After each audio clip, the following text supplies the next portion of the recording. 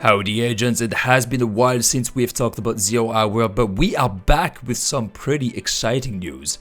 To remind everyone, the last update, so update 3, implemented the co-op mode that let players fight against large numbers of AIs, either solo or with friends. The next update, so update 4, is going to change several aspects of the gameplay, turning Zero Hour into an even better hardcore tactical shooter game, closer to games like Escape from Tarkov, Arma 3 or Ground Branch. I've had the amazing opportunity to test a work-in-progress version of the next update, so I can share some of my impressions with you and tell you a little bit more about what goes into the update. I cannot show you in-game footage, so I will be using what the developers have shared on the official Discord channel.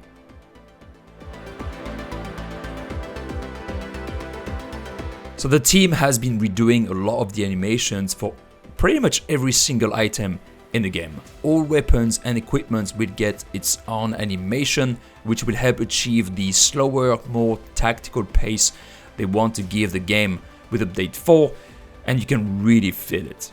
The way things move are more natural, less stiff, smoother but heavier, more realistic and still pleasant. It's almost as if you could really feel the weight of the weapon in your hand, and it feels pretty good. But more importantly, the new animations include the reloading of the weapons. So not only will it look better, but it will also be tied to new game mechanics, such as checking ammo, tactical reload, and fast reload.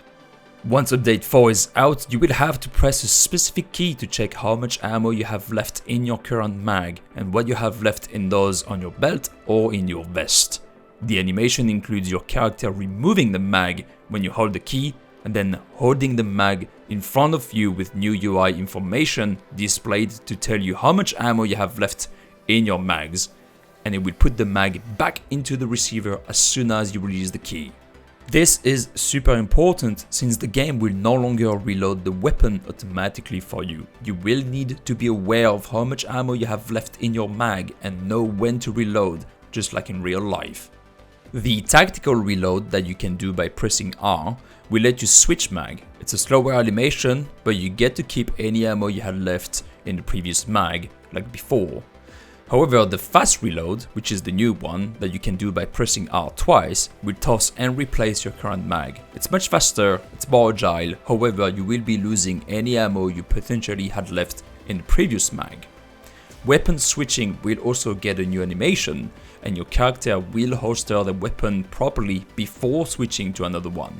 More importantly, none of those new animations can be cancelled, so you will have to think twice before triggering any of those actions. While all of those new animations will obviously make the game look better, they actually open new doors for new gameplay mechanics that will turn Zero Hour into a proper, more hardcore and more realistic tactical shooter. Something that I think a lot of people are still looking for. The team also added a bunch of new animations, mostly for the AI when they give up in co-op mode, and you will also get a new proper transition animation when using the night vision, and you can actually see part of the night vision getting closer to your face, which is pretty cool. The audio in Zero Hour has always been a problem, but we knew that it was something the team wanted to work on before the end of the early access phase. The team wants to rework the entire audio system so that each map's environment will sound like they're supposed to. This includes the overall ambient sound effect, turning the game into a more immersive simulation. But it will also include the directional and 3D audio, which will make it easier to understand where things are happening, especially on maps that have a lot of verticality, like Hotel. So everything sounds a bit more kind of like muddy behind walls, and when I was testing the build, I couldn't hear steps through walls and ceilings as if they were right next to me anymore, which is a really good thing. Weapons also get new sound effects, and the team mentioned they will be trying to achieve something that is between realistic sound effects and satisfying sound effects. I'm not gonna claim I know how a weapon is supposed to sound like in real life, but as far as I can tell, the weapons sounded pretty good in the work-in-progress build I tested. They at least had very distinctive weapon profiles, which was pretty good.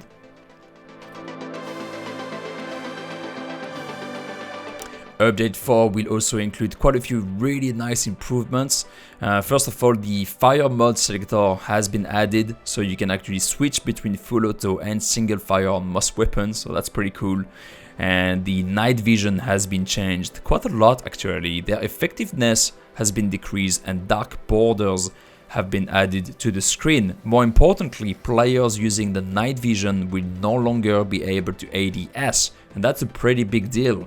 So this is something you should be used to if you've played other hardcore simulation shooter game like Ground Branch, where you simply cannot see anything when you ADS while you are using the night visions and you have to rely on laser sights instead.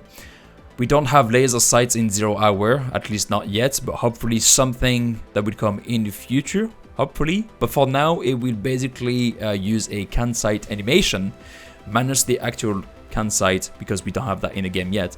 Or as far as I can tell, there was not any can sight in the work in progress build. So you will have to know how your weapon behaves so that you know where to land your shots when using the night visions.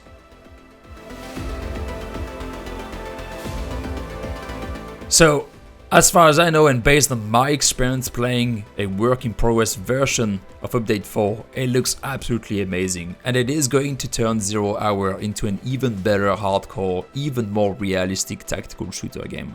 As far as I know, there are not too many games like this on the market, besides Ground Branch, which is more military, and the good old school Rainbow Six Raven Shield and SWAT.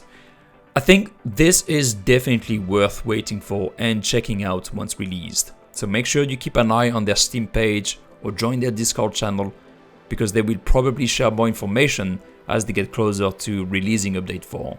And I'm seriously impressed by the amount of good content that is going into this next update. Honestly, I wish there were more developers out there supporting their game in early access like this. It's just mind-blowing how much stuff, new content and improvements, and the quality of their ideas as well, and the execution as well. Everything they've managed to put into this update, it's just amazing. And the game is still less than a tenner on Steam. So if you want to support this team, go get it, because you are not going to find anything else like this at the moment on the market. And no, I'm not being paid to say this. This is just how I feel about 0 Hour. And I think it's an amazing game. It's an amazing game that is being supported very seriously by a very small team. I hope you enjoyed this video. Let me know in the comments below what you think about this update, and if you have any questions about it, I will do my very best to answer them. There are obviously limitations to what I can tell you, but I will do my very best to share more information if I can. Also, please consider leaving a like and to subscribe to the channel to support the Road Foundation, and don't forget to tick the bell so that you get a notification when new videos get released. Thank you very much once again for watching this video, and I will see you next time.